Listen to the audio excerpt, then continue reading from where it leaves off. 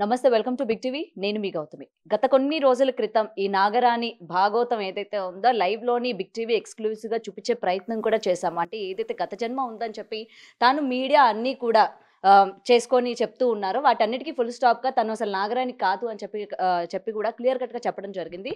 అయితే రీసెంట్ గా కూడా ఆమె ఎన్ని మీరు ప్రయత్నాలు చేసినప్పటికీ విజయనగరంలోని విగ్రహాలు ఉన్నాయి, అవి నేనే పెట్టాను, నాగరాణి ఆ యొక్క జన్మలోని మేమే పెట్టాము, తప్పనిసరిగా అవి తవ్వితే అక్కడి నుంచి విగ్రహాలు బయటకు వస్తాయి, ఇది లోక కళ్యాణం కోసం అని చెప్తూ ఉన్నారు. అసలు ఈ కలియుగంలోని ఇటువంటి గత జన్మల గురించి అసలు ఈ స్ఫూర్తులు కావచ్చు, ఇలాంటివి ఏమైనా అందరికీ కూడా కలిగే అవకాశం ఉందా? అసలు ఈ నాగరాణి గురించి ఎంతవరకు నమ్మొచ్చు, ఎంతవరకు నమ్మకూడదు? వీటన్నిటి గురించి మాట్లాడితే మీ వాళ్ళు మనతో పాటు ఉన్నారు. ఆది పరాశక్తి క్షేత్రాధిపతులు శ్రీ నిత్య విద్యానంద భారతి గారు ఉన్నారు. ఆయనతో మాట్లాడి మరిన్ని విషయాలు తెలుసుకునే ప్రయత్నం చేద్దాం. గురుగారు నమస్తే అండి.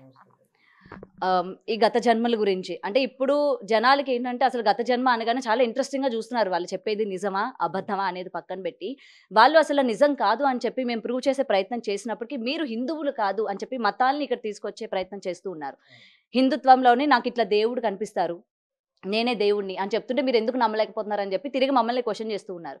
అసలు ఈ కలియుగంలోని గత జన్మల గురించి ఏమంటారు? అసలు గత జన్మల గురించి ఉన్నాయంటారా? శ్రీ గురుభ్యో నమః.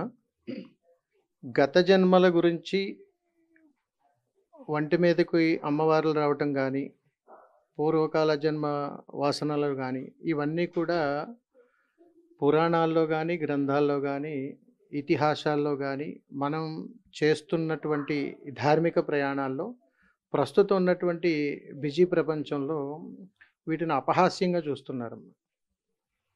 ఈ అపహాస్యంగా చూడటం వల్ల సనాతన ధర్మానికి చాలా ఇబ్బందులు ఎదురవుతున్నాయి. కలియుగంలో ప్రస్తుతం నడుస్తున్నటువంటి విధానాల్లో ధర్మాన్ని పరిరక్షించడానికి అనేక ధర్మాలు, అనేక యాత్రా ప్రయాణాలు ఉన్నాయి. యాత్రా ప్రయాణం అంటే యాత్ర అంటే దేహం. ఈ యాత్రా ప్రయాణాల్లో మనం చాలామందిని చూస్తుంటాం. ప్రస్తుతంలో నాగసాధువులని, అఘోరాలని, స్వామీజీలని, సాధువులని, సంతులని, రకరకాల విధానాలు ఎవరు ఎన్ని ప్రయాణాలు చేసినా కానీ ధార్మిక పరిరక్షణ కోసమే, అంటే మన సనాతన ధర్మాన్ని పరిరక్షించుకోవడం కోసమే.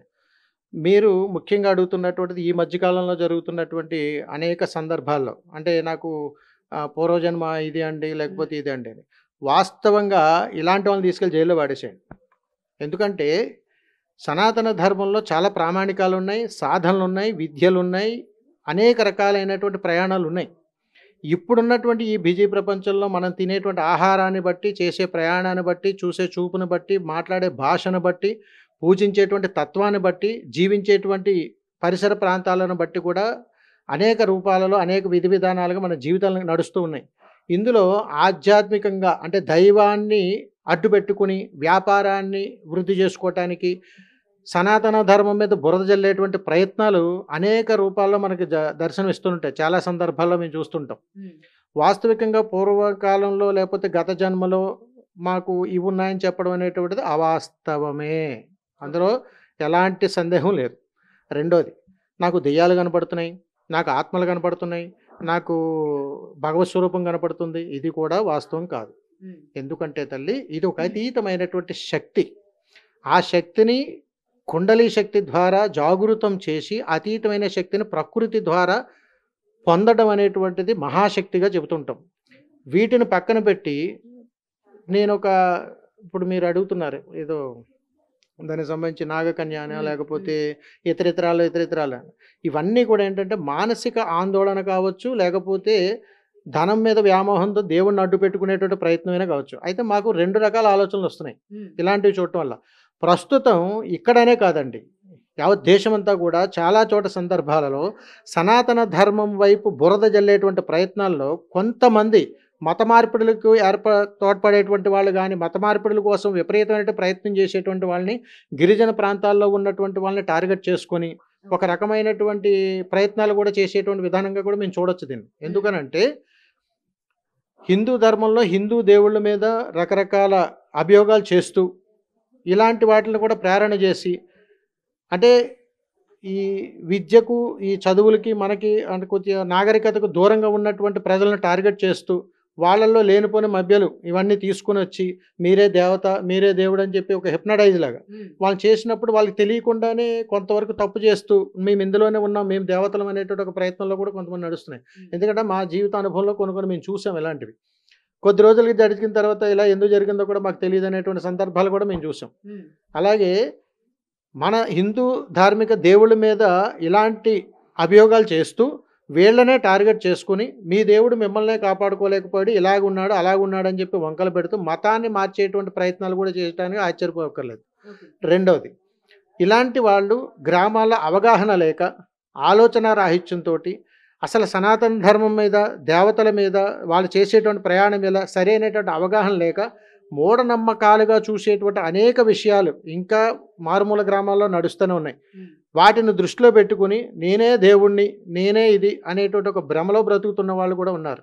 వాళ్ళని ఇన్స్పైర్గా తీసుకుని ఇలాంటి వాళ్ళు కూడా పుట్టుకొస్తూనే ఉంటారు. ఇప్పుడైనా కాదండి, భావితరాల్లో కూడా ఎప్పుడూ కూడా పూర్వజన్మలో నేను ఇది అని చెప్పడానికి ఎలాంటి ఆలోచనలు, ఎలాంటి విధానాలు ఏది లేదు. కాబట్టి దీనికి ఒక నిర్దిష్టమైనటువంటి సాధనలు, విధానాలు, ఒక గౌరవము, ఒక ప్రయాణము, ఒక సనాతన ధర్మము, దానికి ఒక మంత్రము, ఒక దైవం, ఇవన్నీ ఉన్నాయి. ఎందుకు ఇలాంటివన్నీ జరుగుతాయి అని మీరు అడిగితే, సరైనటువంటి గురువు లేనప్పుడు స్వయం ప్రకటితగా నేనే దేవుడు అని అహంభావంతో ప్రయాణం చేసేటువంటి వాళ్ళకి దేవత కనపడుతుంది, మాట్లాడుతుంది, నా వంక చూస్తుంది. నేను ఇలాంటివి చెప్పడం వల్ల సనాతన ధర్మానికి సరైనటువంటి అవగాహన రాహిత్యంతో సరిగ్గా మనం గైడెన్స్ ఇవ్వలేనప్పుడు చిన్న చిన్న మారుమూల ప్రాంతాల్లో మనం చెప్పేటువంటి మాటల్ని వాళ్ళు ఇన్స్పైర్ అయ్యి నాకు కూడా అలాగే అనిపిస్తుంది కదా, నాకు కూడా కల్లో కనిపిస్తుంది కదా, నా భావాలు అలాగే ఉన్నాయి కదా, అందుకని నేనే దేవుణ్ణేమో, నేనే అమ్మవారినేమో అనేటువంటి భావాలతో వచ్చేటువంటి వాళ్ళని సిగం వచ్చిందని చెప్తుంటాం చాలా మారుమూల ప్రాంతాలలో. వీరిని గద్దెగా కూడా చెప్తుంటాం. అంటే నలుగురు కలిసి మీరే దేవతమ్మ, మీరే దేవుడు అని అంటే ఇంకా దేవుళ్ళు అయిపోతుంటారు. ఎప్పుడైనా గుర్తుపెట్టుకోండి, భక్తి వేరు, భావం వేరు, ఆలోచన వేరు, తత్వం వేరు, జ్ఞానం వేరు, బుద్ధి వేరు. గురుగారు ఇక్కడ ఒక కాంట్రవర్సీ ఉంది. మీరు అన్నారు కదా సిగం వచ్చే వాళ్ళందరిపైన దేవుళ్ళు వస్తారని కాదు అని చెప్పి.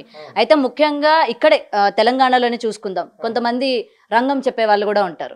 మరి వాళ్ళ మీద అమ్మవారు పూనిన తర్వాత వేలాది మంది ఆ రంగంలోని ఆవిడ ఎటువంటి మార్పులు వస్తాయి, భవిష్యత్తులో ఏం వస్తాయి, వరదలు వస్తాయా, విపత్తులు వస్తాయా అని చెప్పి అవే చెప్పడం కోసం వేలాది మంది ఆ సంవత్సరం పర్టికులర్గా వస్తూ ఉంటారు.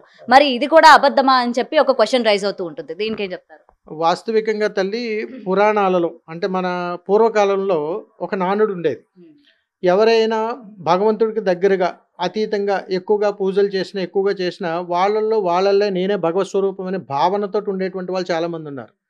అప్పట్లో మానసికంగా సందిగ్ధం కాలేదు ప్రజలు.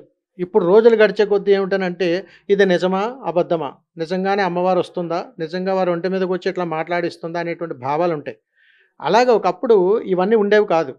ఎందుకనంటే ఒకప్పుడు మనకు మంత్రసాని డాక్టర్స్ ఉండేవారు కాదు, మంత్రసాని ఉండేవారు. మంత్రసాని దగ్గరికి తీసుకొస్తే వారు ఏం చేస్తే అదే నయమయ్యేది.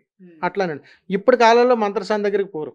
కానీ భగవంతుడు ఒక దేహం మీదకు వచ్చి నేను మాట్లాడిస్తున్నాననేటువంటిది ఒక తన్మయత్వంగానే చెబుతాం తప్ప భగవత్ స్వరూపం నేటుగా వచ్చి ఏది పలికించదు, మాట్లాడు.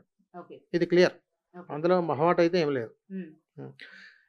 ఈ తత్వంలో ఇప్పటికీ కూడా ఆ ఆచార వ్యవహారాలు కొన్ని మారుమూల ప్రాంతాలలో ఇప్పటికీ నడుస్తున్నాయి. వాటిని మనం గద్దె అంటూ ఉంటాం. ఎప్పుడైనా బోనాలు ఎత్తుకున్నప్పుడు, సంవత్సరానికి ఒకసారి జాతరలు జరిగేటప్పుడు ఆ రోజు అమ్మవారు ఒంటి మీదకి రావటం, ఇలా పలికిచ్చింది, బలి ఇవ్వండి, ఇలా చేయండి అని అంటాం. ఇది ఎందుకు జరుగుతుందని అంటే వారు అదే గ్రామంలో మమేకమైనప్పుడు అనేక సందర్భాల్లో అనేక విషయాల గురించి వాళ్ళు మానసికంగా ముందే సందిగ్ధం అవుతారు.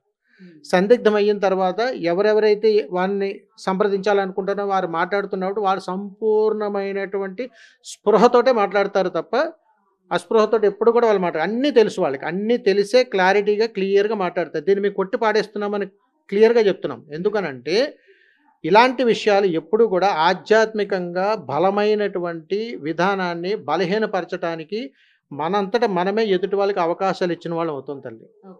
గురుగారు ఇంతకు ముందు హిందుత్వం అంటే దేవుళ్ళని కాపాడే వాళ్ళు వీళ్ళందరూ ఉన్నారు. అప్పుడు నేను ఏ రోజు కూడా సనాతన ధర్మాన్ని కాపాడాలి అన్న ఈ వర్డ్ అనేది నేను వినలేదు అసలు. ఓకే, ఈ మధ్య కాలంలోని రీసెంట్ గా దేవతలు పడుతున్న, దెయ్యాలు పడుతున్న ప్రతి ఒక్కళ్ళు చిన్నపిల్లలే, అందరూ కూడా 20 బిలో ఉన్న వాళ్ళే. వీళ్ళు ఏంటి ఎందుకు ఇలా కనిపిస్తున్నారంటే లోక కళ్యాణం. దేనికి లోక కళ్యాణం అంటే సనాతన ధర్మాన్ని కాపాడడానికి వచ్చాం. ఈ రెండే మీ దృష్టిలో సనాతన ధర్మం అంటే ఏంటి? లోక కళ్యాణం అంటే ఏంటి? సనాతన ధర్మం గురించి చెప్పాలంటే నా వయసు సరిపోదమ్మా. అలాగని అడగటానికి మీరు సరిపోరు. ఎందుకనంటే ఆది కాలం నుంచి కూడా కొన్ని యుగాల నుంచి కూడా మన సనాతన ధర్మం మనకు ఆస్తి ఇచ్చింది. ఆ ఆస్తి ఇచ్చింది కాబట్టి దాన్ని మనం కాపాడుకుంటున్నాము కాబట్టి ఈ రోజుకి భారతదేశంలో మనం ఇలా ఉండగలిగాం. ఆ ధర్మాన్ని కాపాడుకోవడం కోసం మీరందరూ ఎవరు? మీకు అసలు దీనికి దానికి ఏంటి సంబంధం అనంటే ఒక భారతీయుడిగా మనందరం కూడా సనాతన ధర్మం మీదే ఆధారపడి బ్రతుకుతున్నాము కాబట్టి ఆ ధర్మాన్ని పరిరక్షించుకోవడంలో ఉన్నటువంటి మర్మమే ఇప్పుడున్నటువంటి జీవన మనుగడ.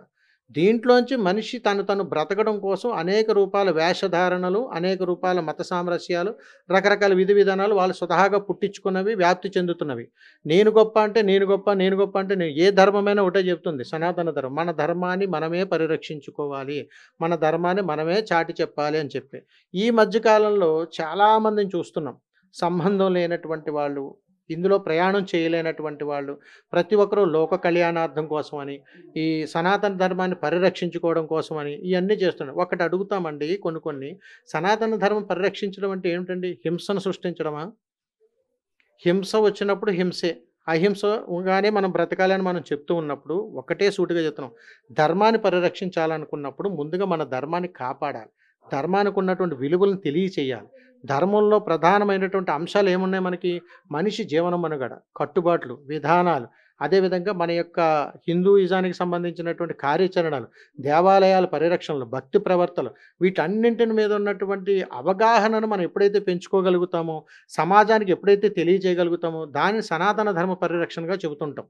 ఇది ఎందుకు కుంటుపడుతుంది, ఎప్పుడు కుంటుపడుతుంది అని అంటే సనాతన ధర్మాన్ని పరిరక్షించకుండా లోక కళ్యాణార్థం కోసం అని చెప్పి ఒక పిలుపునివ్వటం, లోక కళ్యాణార్థం కోసం నేను ఇది చేస్తానని చెప్పేసి మత విద్వేషాలు రెచ్చగొట్టేటువంటి భాష కానీ, మత విద్వేషాలు రెచ్చగొట్టేటువంటి ప్రయత్నాలు చేసేటువంటి కొంతమంది వల్ల మన సనాతన ధర్మం అనేటువంటి ఆలోచన కూడా లేకుండా పోతున్నాయి. అందుకని సంపూర్ణమైనటువంటి పరిజ్ఞానంతోటి, సంపూర్ణమైనటువంటి ఆలోచనలతో ప్రతి హిందువు అనేటువంటి వాడు, అంటే భరత గడ్డ మీద ఉన్నటువంటి ప్రతి హిందువు కూడా సనాతన ధర్మం పెట్టినటువంటి భిక్ష బ్రతికే. కాబట్టి సనాతన ధర్మానికి మనం ఎప్పుడూ కూడా రుణపడే ఉండాలి. అలాంటి సనాతన ధర్మాన్ని పరిరక్షించుకోవడం కోసం ఎంతోమంది కాషాయధారులు ఉన్నారు, సాధువులు ఉన్నారు, సంతులు ఉన్నారు, మునులు ఉన్నారు, మునీశ్వరులు ఉన్నారు. ఎంతోమంది అనేక రూపాలలో హిందూ ధర్మంలో ఉన్నటువంటి ప్రతి ఒక్కరు కూడా సనాతన ధర్మం కోసం పాటుపడుతున్నటువంటి వాళ్ళే. మరో రూపంలో మన మన దారిలో లేకపోయినా, మన విధానంలో లేకపోయినా హిందూ ముసుగులు వేషాలు వేసుకొని సనాతన ధర్మాన్ని పరిరక్షిస్తున్నానని చెబుతూ మత మార్పిడులు కూడా ద్రోహపడేటువంటి వాళ్ళు కూడా లేకపోలేదు. ఈ వీళ్ళను కూడా ఈ మధ్యకాలంలో మనం చాలామందిని చూస్తున్నాం. ఎందుకంటే ఏదైనా ఒక ధర్మ పోరాటం చేశారా, సనాతన ధర్మం గురించి ఏమైనా యజ్ఞాలు చేశారా, లేకపోతే ఒక దేవాలయ నిర్మాణం చేశారా, ఒక కార్యాచరణ చేశారా, ఏదైనా ఒక ధర్నా చేశారా అంటే ఎక్కడ ఎవరు కనిపించరు. కానీ నేను సైతం సనాతన ధర్మం కోసం అని చేసి ఒక పిలుపునిస్తుంటారు. దేనికోసం? సమాజానికి హితువు ఇవ్వాలి, మంచి కోరాలి, మంచి ధర్మాన్ని ఇవ్వాలి. ఇలాంటివన్నీ కూడా సనాతన ధర్మంలో ఉన్నాయి. ఆ పెట్టిన భిక్ష ఈరోజు మనం ఈ విధంగా ఉన్నాం. అన్ని మతాలు ఉన్నాయి తల్లి, అన్ని మతాలు అందరూ, ముస్లిమ్స్ ఉన్నారు, క్రైస్తవులు ఉన్నారు, జైనులు ఉన్నారు, బౌద్ధిస్టులు ఉన్నారు, మన హిందువులు ఉన్నారు. అందరూ ఎవరి బ్రతుకులు వాళ్ళు బ్రతుకుతున్నారు. కానీ ఒక మతాన్ని ఇంకొక మతాన్ని తూట్లు పొడిచే విధంగా మనం ప్రయాణం చేయమని సనాతన ధర్మం చెప్పలేదు ఎక్కడ కూడా. లోక కళ్యాణార్థం కోసం నేను వెళ్ళిపోయినా కానీ నా తర్వాత తరాలు బాగుండాలని చెప్పి మన పూర్వీకులు మనకి ఇచ్చినటువంటి ఆస్తి సనాతన ధర్మం. అలా సనాతన ధర్మాన్ని పరిరక్షించుకోవడం కోసం మాలాంటి వాళ్ళు కాషాయాలు ధరించిన వాళ్ళు ఉన్నారు, ప్రాణత్యాగాలు చేసిన వాళ్ళు ఉన్నారు. అంత పునీతమైనటువంటి భూమి మీద ఇలాంటి వాళ్ళు ఎన్ని ప్రయత్నాలు, విశ్వ ప్రయత్నాలు చేసినా కానీ సనాతన ధర్మానికి వచ్చేటువంటి ఇబ్బంది ఏది లేదు తల్లి. గురుగారు ఫైనల్ గా ఒక్కటి చెప్పండి. భవిత గురించి, అంటే ఈ నాగరాణి చెప్పేవన్నీ అబద్ధాలని నమ్ముతున్నాయి. ఎక్కడో దగ్గర ఒకవేళ ఆ విగ్రహాలు ఉన్నాయేమో, దేవుడు పూజలు అందుకోవడానికి ఎదురు చూస్తున్నాడేమో, ఒకసారి తవ్వి చూద్దామా, ఒకవేళ అది కానీ తవ్వి బయటికి కానీ తీస్తే ఈ అమ్మాయి దేవత అయిపోతుంది. సో మీకు ఉన్నంత అంటే ఆలోచన దాన్ని బట్టి నిజంగా అక్కడ విగ్రహాలు ఉన్నాయంటారా? మీరు అంటే నేను 2-3 ఎపిసోడ్లో చూశాను. మీరు గమనించండి, ఎక్కడో ప్రేమికుడు అన్నారు, ఎవరో వచ్చారు, తర్వాత ఎక్కడో ఉన్నాయంటున్నారు. వీరుంటున్నటువంటి ప్రాంతం ఎక్కడ, అవి వారు చెప్తున్నటువంటి ప్రాంతం ఎక్కడ? ఇదంతా ఒక టీం వర్క్. ఈ టీం వర్క్లో ఏంటంటే నేను ఇచ్చే సమాచారం, నేను పెట్టిన సమాచారం నీ ద్వారా బయటికి రావాలి, తద్వారా ఇది ఏదైనా జరగవచ్చు. అంటే వాస్తవికంగా చెప్పాలంటే ఇలాంటి సందర్భాలు, ఇలాంటి వాటి గురించి మాట్లాడాలంటే చాలా చాలా మనసు బాధగా ఉంది. ఎందుకనంటే మన దేవీ దేవతల గురించి, మనం చేసేటువంటి ప్రయాణాల గురించి మిమ్మల్ని పొగడాలా, తిట్టాలా, అసహించుకోవాలా, లేకపోతే ఇంకోటా, పరిజ్ఞానం ఉండా, పరిజ్ఞానం లేక, లేకపోతే మీ వెనకాల ఎవరైనా ఉండి నడిపిస్తున్నారా, అనేక కోణాల్లో దీన్ని చూడాలి. ఎందుకంటే ఒకటి పోతే ఇంకొకటి, ఒకటి పోతే ఇంకొకటి. ఇలాగా గత 10-15 సంవత్సరాల నుంచి చాలా చూస్తున్నాం మనం. చాలా చూస్తున్నాం. వీటన్నింటినీ కూడా మనం అంటే ఒక రకంగా వాళ్ళని ఎంటర్టైన్ చేస్తూ ముందుకు తీసుకెళ్ళి చేసేది మీరే. ఏదన్నా ఇబ్బందులు వస్తే ఇలా జరిగిందేంటి, లేకపోతే ఇలా జరుగుతుంది, సనాతన ధర్మం కోసం నిద్రపోతున్నారని ప్రశ్నించేది మీరే. అంటే మేము మా యొక్క ప్రయాణాలు మేము ఏ రకంగా మీకు సహాయ సహకారాలు అందించాలి? అసలు ఇలాంటి వాళ్ళని మీరు ఎందుకు ఎంటర్టైన్ చేస్తున్నారు? అసలు ఎందుకు బయట తీసుకొస్తున్నారు ఇలాంటి వాళ్ళని? అసలు మీరు అది అడిగేటప్పుడే అసలు వాళ్ళ విధానాలు ఏంటి, వాళ్ళ జీవన విధానం ఏంటి అనేటువంటిది మీరు ఎందుకు పరిశీలన చేయలేకపోతున్నారు? అంటే వాళ్ళు ఏదైనా ఒంటి మీదకి వచ్చి నేను పూర్వజన్మలో నాగకన్యని అంటే మీరు ఎందుకు పరిగెడుతున్నారు మైకులు పట్టుకుని? వాళ్ళని ఎందుకు అట్లా హైలైట్ చేస్తున్నారు? చేసింది మీరే.